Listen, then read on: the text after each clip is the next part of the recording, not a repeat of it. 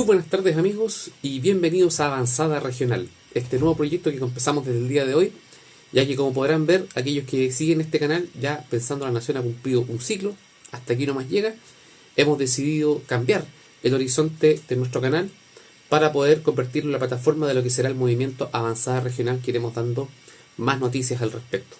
Pero bueno, empezando ya con este primer capítulo de esta segunda temporada de nuestro canal, segunda y definitiva temporada de nuestro canal, vamos a empezar con un tema que le aqueja a muchas personas y que tiene preocupados a una cantidad importante de chilenos, que tiene que ver con el CAE, ¿ya?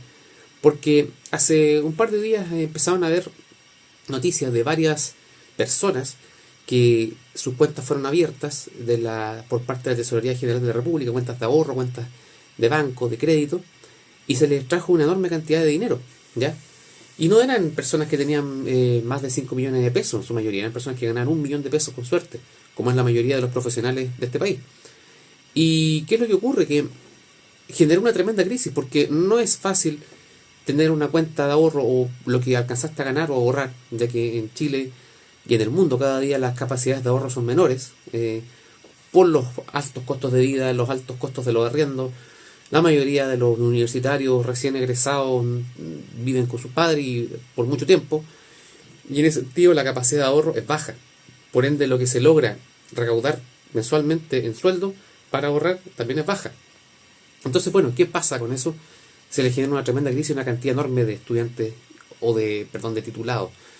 Y claro, yo hice un video en mi Instagram donde ustedes pueden ver un corto video de 2 minutos y algo, donde explico que, claro, hay obviamente una responsabilidad por parte de aquellas personas que no regularizaron su situación, porque por ejemplo en mi caso yo estoy con CAE, pero tengo regularizada mi situación y he pagado en la medida que he podido, y cuando no he podido lo he prorrogado mediante lo que la ley me faculta, ¿ya? Eso es un punto. Pero vamos a la parte ética y moral de este asunto, el tema de que la Tesorería General de la República de pronto extraiga tus ahorros. Aquí se genera una discusión bastante interesante, pero al mismo tiempo agobiante. Porque cuando yo hice mi video aparecieron varias personas diciendo que yo estaba poco menos que avalando la sinvergüenzura, que esas personas, esos jóvenes eran unos sinvergüenzas, que ganaban más de 5 millones de pesos y además habían construido una deuda voluntariamente, por ende tenían que pagar, que da lo mismo, y algunos incluso hicieron celebración de eso. Me parece que ese es el problema, que mantiene cautiva a mucha parte de la población con análisis sesgado. Porque para hacer análisis político de la realidad concreta, no bastan los números y no bastan premisas vacías, absolutistas sobre la justicia, ¿ya? Una cosa evidentemente es pagar lo que debes, efectivamente. ¿Quién se podría oponer a pagar lo que uno debe? Uno contra algo y tiene que pagarlo, ¿cierto? Pero cuando tú haces un análisis exhaustivo, relacional de las situaciones que estamos viendo y te metes en suma y en detalle, te vas a dar cuenta de que la realidad tiene varios matices. Y este matiz de estos deudores no es la misma calidad de deudor que puede tener un deudor de pensión de alimentos, por ejemplo. Estamos hablando de personas que contrajeron su deuda, incluso muchos cuando no tenían la mayoría de edad. Estamos hablando de una generación que se les vendió la premisa de que la educación universitaria iba a ser el trampolín para poder alcanzar el desarrollo económico. De una generación completa, que sus padres, que muchos venían de la crisis económica del 80, la crisis de los 70, de la UP, venían de todo ese contexto, ¿ya? De un Chile polarizado, de un Chile con crisis económica. Tenían esta visión de poder de no transmitirle a su hijo esas herencias económicas, ¿ya? De que sus hijos salieran adelante. Y con esta premisa de que tienes que llegar a la universidad porque vas a ser alguien en la vida, es una frase probablemente que a muchos se nos repitió hasta el cansancio, y no estoy culpando a aquellos, sino que es un símbolo de los tiempos. Esa generación que heredó esa premisa fue la que sin mucha improvisación tuvo que ir a la universidad. Muchos estuvimos en la universidad de forma, ni siquiera nos cuestionamos, porque cuando somos niños obedecemos a nuestros padres, y si los padres dicen hay que ir a la universidad, vamos a la universidad, y muchos lo hicimos. Y está el tema del CAE. Entonces, con esta promesa de que después ibas a tener mucho trabajo y con un título en la mano ibas a poder defenderte en la vida, mejor que si eras técnico o no tenías título, esa premisa se cayó. Y vimos que después, en el año 2010, el 2015, había una gran cantidad de titulados, pero sin campo laboral. ¿Por qué? Porque la sobrepoblación de universidades, la excesiva cantidad de universidades, de carreras y de plazas para estas carreras, y de carreras larguísimas además, hizo que hubiera una sobrepoblación de titulados. Entonces hay campos laborales que están totalmente disminuidos en cuanto a su capacidad de trabajo, y al mismo tiempo están deprimidas la capacidad de dar sueldos, ¿ya? Los sueldos de los estudiantes universitarios es mucho menor que los técnicos, por ejemplo. Hoy en día, una persona que estudió el INACAP 2 años, que puede haber tomado un curso o un diplomado en cafetería, ¿ya? Y ser certificado o en instalación eléctrica por la SEC, te puede ganar hoy en día más que cualquier, no sé, abogado. Y estamos hablando de una carrera de 2 años, o de 4 años en el caso del INACAP o del DUOC, que te va a costar en promedio, a ver, son 4 años por año, serán 12 palos, ya, una carrera. 10 palos una carrera en INACAP. Versus una carrera universitaria que te sale por lo menos 25 millones hacia arriba, ¿ya? Y está endeudado durante décadas. Entonces, si tú comparas los costos y el auge que hubo y la promesa que hubo de una generación completa del tema universitario, de inversión, los preuniversitarios se hicieron ricos en este país. Las universidades privadas, los créditos y los bancos sobre todo, ¿ya? Con las tasas además de interés que cada día iban aumentando y se hacían insostenibles en el pago. Entonces aquí lo que ocurrió no fue una generación de sinvergüenzas, como algunas personas comentan. Una generación de cabros chicos sinvergüenzas que querían evadir al fisco. No fue eso. Fue una generación que fue estafada por un discurso de exitismo que solamente favorecía al negociado de las universidades, al negociado de los preuniversitarios. Y vayan a ver quiénes son todos los dueños de las universidades, de todas estas universidades que pagan sueldos millonarios, ¿ya? Vamos a ver todos los propietarios, los directores de carrera, quiénes son los que trabajan en esas universidades y el negociado que se hicieron durante estos 30 años.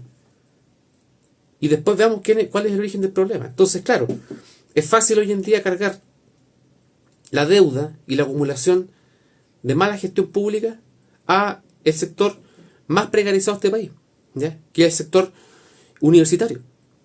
Es el sector más precarizado porque es el sector que, en su mayoría, la gente de 30 y tantos años no tiene casa propia y no tiene para cuándo, ¿ya? Muchos no han podido asentar familia porque no tienen capacidad financiera. Hoy en día un sueldo de un palo, ¿cuánto te dura un sueldo de un palo? Antes $1.000.000 era millonario, hace 30 años atrás. Hoy $1.000.000 son las 200 lucas de antes. Hoy en día, mira, una persona de Santiago, yo soy afortunado, yo vivo en Rancagua, que Rancagua es una ciudad barata dentro de todo, porque es chica. Pero la gente de Santiago, si tú, por ejemplo, hay muchos profesionales jóvenes que tienen sus trabajos en los centros hoy en día financieros de este país. Las Condes, Vitacura, Providencia, ¿ya? El Sanhattan. Y son jóvenes que vienen de otras partes. ¿Dónde viven esas personas? Tienen que arrendar. ¿Cuánto da un arriendo? $600.000 como mínimo, sin contar gastos comunes. Un departamento medianamente decente, de un ambiente, con un sueldo de un palo, ¿te alcanza? Tienes que considerar después transporte, alimentación y un montón de cosas.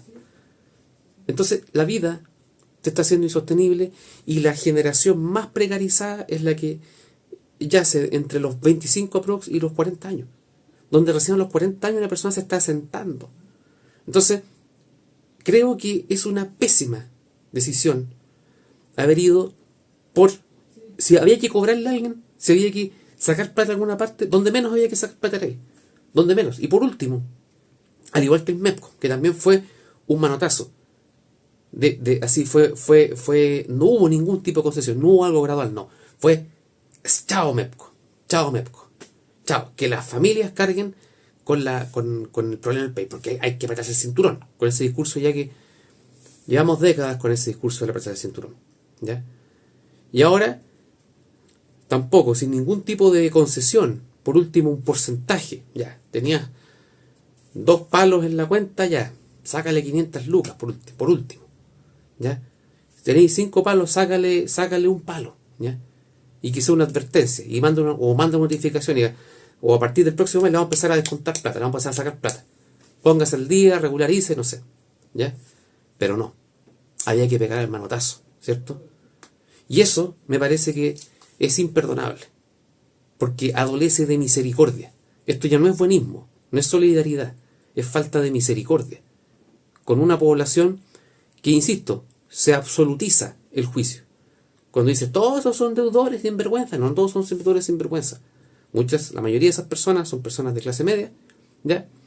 Que contrajeron una deuda en un frenesí de poder adquirir el asentamiento, la estabilidad económica familiar, y que con el tiempo, cuando se vieron titulados, vieron que el discurso de la excelencia académica y de la universidad era una mentira. Y se vieron embaucados con un título que no sirve para nada. Y que más encima, tenían que estar sacando ahora un magíster, porque la mayoría de las pegas, los primeros 5 años no te pescan si no tenés magíster, o no tienes 5 años de experiencia como mínimo, ¿ya? Entonces vamos endeudándonos en magíster, vamos endeudándonos en doctorado. Yo conozco gente que tiene como 3 en magíster, gastado millones de pesos, y tiene una pega que ganan 1,5 palos, que es poco, para haber invertido 30 palos en magíster, es poco, es poquísimo. Entonces hay un problema que tenemos universitarios, y eso no es culpa de los deudores, eso es culpa del negociado que han hecho que hicieron los directores de carrera, los dueños de las universidades, los dueños de los preuniversitarios en este país. Es un negociado, y que claro, con los convenios de los bancos, todo eso, claro, los créditos usureros están dichosos de que esta gente contrajera las deudas, ¿cierto? Porque así funciona el sistema crediticio.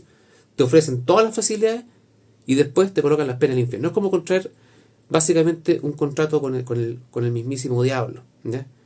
Así que yo de antemano considero que ha sido una muy, muy mala decisión de este gobierno, y creo que, independiente de las críticas que me lleguen, que me quieran sectorizar ideológicamente que me quieran decir, no, es que tú estás asumiendo un discurso izquierdista, la verdad es que me tiene sin cuidado. Yo siempre, desde un comienzo, dije que yo iba a ser crítico, y siempre he sido crítico del gobierno que venga, si es que yo considere que lo que se está haciendo es incurrir en una injusticia, ¿ya? O en el atropello de nuestros compatriotas. Así que, en ese sentido, me parece que esto no suma en nada, y esto va a seguir acumulando descontento en la población. Así que bueno, espero que les haya gustado este análisis, compartan si les gustó, y nos vemos próximamente en Avanzada Regional. Hasta luego.